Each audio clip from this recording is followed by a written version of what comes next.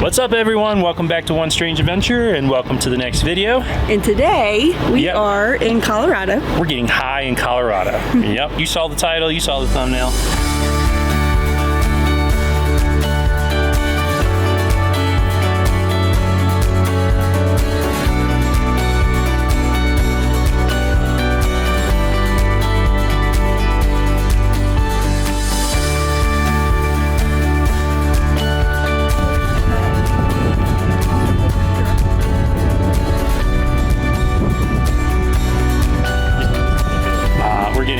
It's not what you think, so stop thinking that. Yeah, don't have the bad brains. All right, today we are going into Rocky Mountain National Park. Yes. And we're going to be driving on the highest continuous paved road in the United States. Yes, and then we're going to visit the highest elevation visitor center in the national park system. Yep. And then we're going to take a trail, and we're going to take a hike even higher than that. So. Yes, it's not the highest trail in the park because you can actually go up to Long Peak, which that's a 14,000 foot peak, but this trail takes you over 12,000 feet. So we are going to do that. It's a mile and a half on a paved trail, so it shouldn't be very hard. Yep. Other than the elevation, other than your 12,000 feet in the air, the thin air, and all of that stuff. Okay. But we're going to let you know how it goes. So, are you guys ready to get high with us? I think so. I kind of got the munchies already. Just thinking about it. All right, let's go. All right, just so y'all know, American Beautiful Pass is definitely worth the money if you're going to visit more than a single park multiple times. Mm-hmm. It's like $80 for a year. Ours expires in May of 25, and we've used it at like 8 parks this year. It's $35 a day to get into a national park, so 2 trips and you've basically paid for it. It pays for it. But at Rocky Mountain National Park, you need this to get in, but then you also have to go into recreation.gov and sign up for timed entry passes if you're going to go into the park between the hours of 9 and 2. Yep, and they were released like 60 or 90 days in advance. Yes. We'll get you some information, links in the description. But every night at 7 p.m. they release the next day that has been returned. If there's anything available. If people have canceled or they just have extras or whatever, the reason is they will release them at 7 p.m. the night before the time of the park. So we're in mountain time. Yep. And then on top of that, there's a second time entry pass that's for a certain corridor of the Rocky Mountain National Park. Bear Lake. Which is Bear Lake. Yep. That one you have to have a timed entry if you're going in between like 5 a.m. and 6 p.m. So pretty much all day long, you need a timed entry pass. So if you're planning on hiking any of those without getting a timed entry, you have to be in that area of the park before 5 a.m. Now you can get into the park. Yeah. You're just going to get in there really early. Really early. Or really late. But the part that we're going to today is just between the 9 and 2. We reserved a spot between 9 and 11. It's currently 10 a.m. It's currently 10 a.m. So we're getting a little bit of a later start than we wanted, but it's okay because we're not in a rush. If we wanted to not pay for the timed entry, we could have went in like at 8:30 and gotten through the line. You just have to be through the line before the 9 a.m. Yep. So hope that helps. Yep. All right. Ready? I'm ready. I got our park passes. Nick, you ready? Yep. He's back there. You just can't see him. There he is. Look at a little tight back there. There you're going. ID. And then got my little time entry pass. Time entry pass.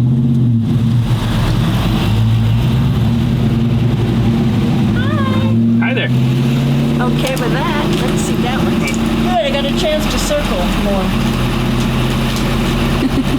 9 o'clock. Now here's a map for you. You guys can go in and out all day. Thank you. Enjoy. All right. So once you're in, you're in. Once you're in, you're in. Let's go. Well, we're heading up, and we just got in the park. We're at 8,431 feet of elevation, and we're going to be climbing a little less than 4,000 feet while we're in the park. So that's on up there. I mean, you think about like 4,000 feet is like one of the tallest mountains in the East Coast. You want to talk about the Tundra? Which is nuts. And then once you get above, I don't know what the exact elevation is, 11,500, 11,000, somewhere in that area. all the trees just disappear because you're up in the tundra, and the vegetation is just very limited to what can actually grow up there. And how fast it grows. And how fast it grows. So something that's like this big in a flower could have taken like 20 years to actually get enough energy to bloom. So that's why it's highly protected, and you stay on trails. You don't walk through the tundra while you're up there. We'll show you while we're up there. Yep. So yeah, let's go. It's currently 60 degrees. When we checked the Alpine Center this morning, it was 32 32. with a low of 28. So we're going to see what the temperature is like when we get up there. There's a bench up there.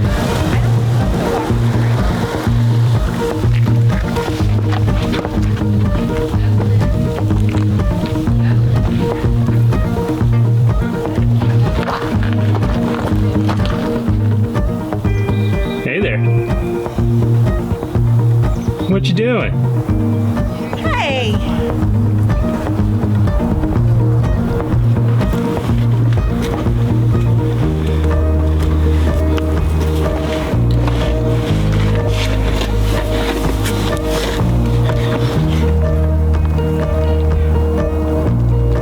That's where I'm currently standing. Oh boy. Can you climb back over there? I can go through here. Don't do that though. It's down. That We can go that way. it's straight down. We got a little exercise in for the day. Well, it's the beginning of the day. We still got more to do. Yeah. Bouldering up. I mean, look at this. Can't beat the view. No, you can't. You can't beat this at all. Just completely overlooking the valley.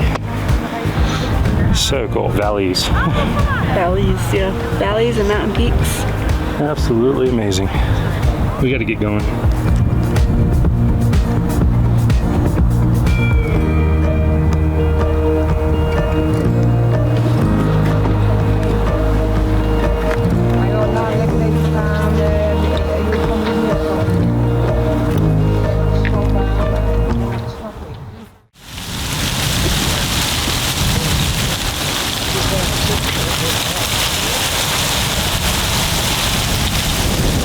We're up over 11,000 feet.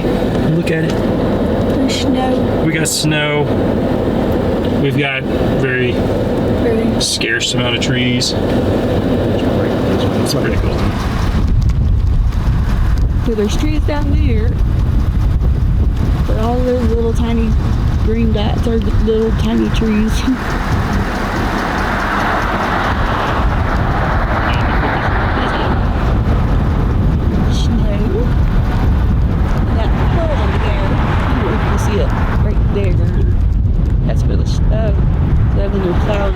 The road's at. It's pretty cool, huh? Mm-hmm. They got GoPro, they got Garmin, they got Apple Maps. I think we got it covered. I think so too. You ready? Mm-hmm. 53 degrees, 11,000 feet up, almost 11,001. 11,096. And we still have a ways to go. Let's go. All right, it says Tundra's protection area, respect closures, and stay on trails. Dangerous snow fields ahead. For your safety, keep off steep slopes and away from the edges. Good boy.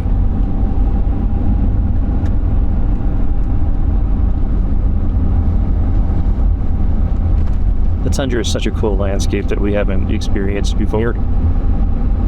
This is a covered down more.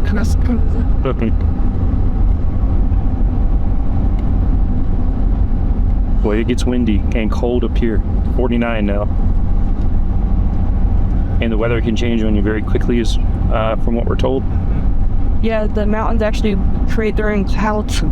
So you can have a thunderstorm up here. Just pop up out of nowhere. Alright, where are we at? What was it? Forest. Forest Overlook? I know it's Forest Overlook. Something Forest Overlook. We just read the sign. But we've been told this is where Forest Canyon Overlook Trail. Forest Canyon Overlook Trail, and we're at 11,748 feet. So I think that 11.5 is really where it just kind of transitions fully to tundra. And we're told that marmots and pikas, Or in this area. pika is in this area. So we're gonna walk up there and see if we can't find a little guy to take a picture of. They're so hard to find. Yes. All right, ready? Yes. It's gonna be cold. Yeah, I'm gonna put my hoodie on. How cold is it? 40. 43 degrees. Tundra means land of no trees. Yep. Here above the tree line, winds exceed 100 miles per hour and temperatures remain below freezing for at least 5 months each year. Oh. Good gracious. Decades are required for tundra to recover once it's been trampled. Want to hear something crazy? You're 2 times more likely to get sunburn up here. Oh yeah, but you're closer to the sun. Yeah, And because windburn because of the 100-mile-per-hour winds. tundra, you're twice as likely to get sunburn as you are on the East Coast at sea level. It's nuts. So crazy. Yeah. The unique ecosystem starts at an elevation of about 11,500 feet. You're right. There we go. There's the pika and the marmot. So it's a tundra beaver and a tundra of chinchilla.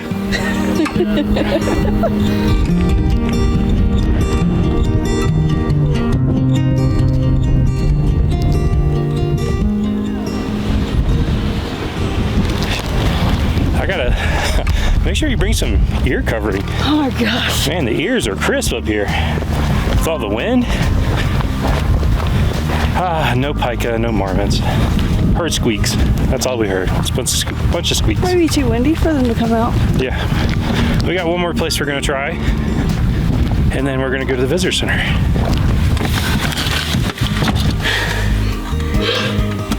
A little cold? My face is so cold. And my hair is so knotty. This is a little chilly out there. It's a like beanie hat, gloves kind of day.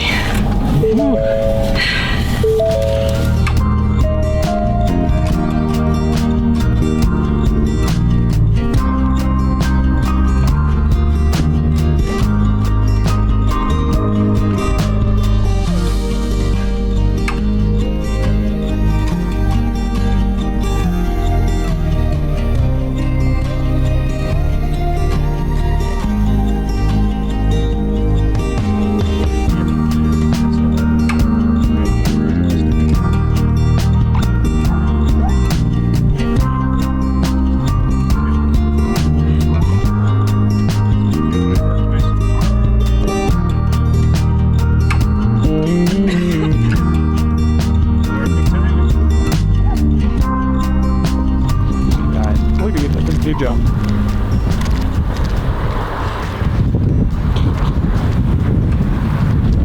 He's right in here. With fine. Oh, I got a pika. He literally came right up on this rock, maybe 3 feet, 4 feet from me, and squeaked, and then went back in this rock. He was way up there eating, and he came all the way down here to us.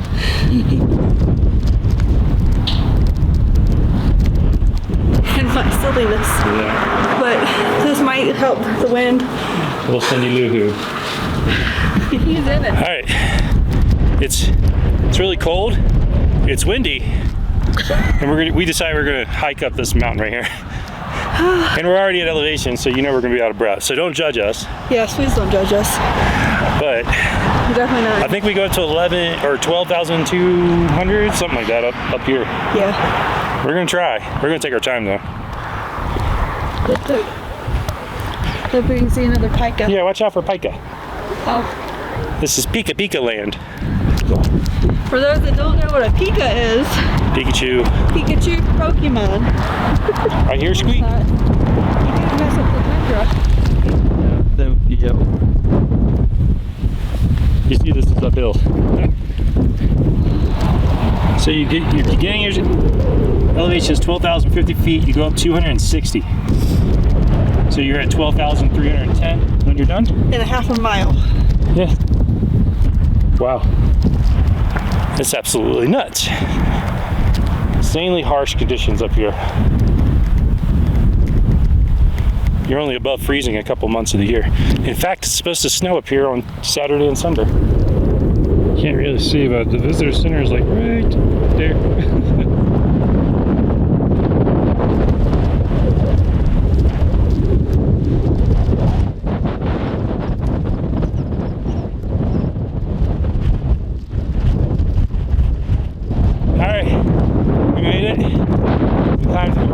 Top of the rock. We found marmots. We found marmots. We found So excited. pikas. I tried recording.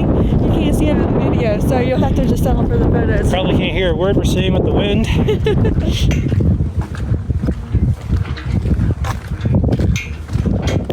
Welcome to the highest visitor center in the National Park System. So fun fact, they actually put these timbers on the roof to reinforce it for the snowdrifts because it gets so much snow up here. It's insane.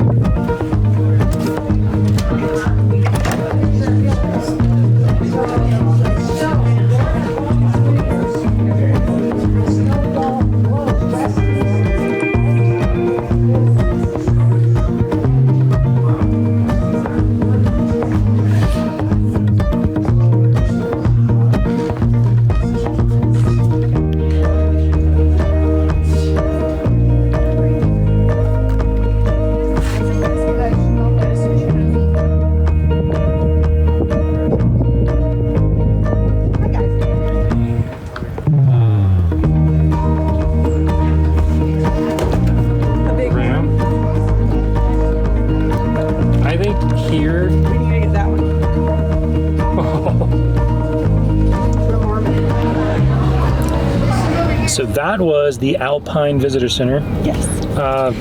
Cool. The visitor center itself isn't that big. Right, but you can get your stamp there. Mm-hmm. And then you go over to the cafe and the shop, and that shop is pretty big. It's humongous. And it looks like it's closed because you can't really see lights on in it. But it's like big, huge metal doors and everything, I guess because of all the snow that comes up. Yep. Because in the wintertime, both of these buildings are completely covered in snow. 30 feet snow drifts. Yeah, so the 30 feet of snow. The buildings have to be pretty hardy to withstand that for that long of time. Yep, and then and there's a little cafe that serves. What do they have? We got the nachos covered in pulled pork nachos, pulled pork, chicken chili, and a bison bratwurst. Yeah, and it got a bison bratwurst. But they have other stuff in there, and they have like cold sandwiches in the cooler area. Yep. So good little stop. That's it. That's our journey for today. Yes. Now we're gonna work our way back down to Estes, and then let the dogs out, and then head into town to explore some of the shops. We're gonna take Nick to the candy store. Yeah. You ready? I'm ready. All right. Let's roll.